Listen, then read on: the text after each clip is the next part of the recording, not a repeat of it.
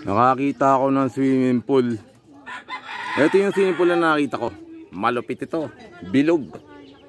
Ayun yung swimming pool. Kaso, manapay kay mga bibi, may swimming pool. Bakit kami wala? Kainit na ng panahon. Yung swimming pool, yan.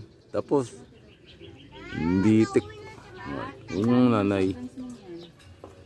Yun yung kalapate. Magkakabati na sila. Eto sila, mamaya-maya lang magsuswimming na sila kasi summer ni. Summer vacation. Yung mga bibi, may swimming pool sila. Ayan, sarili, bilog pa. Oh. Ang sarap ng buhay ng mga to. Kami, tatrabaho muna kami bago kami mag-swimming. Ako si LV, ang inyong mga ka-farmers. May isda pa yata yung swimming pool. Diyan! May isda yung swimming pool. Inyong ka-farmers, si LV.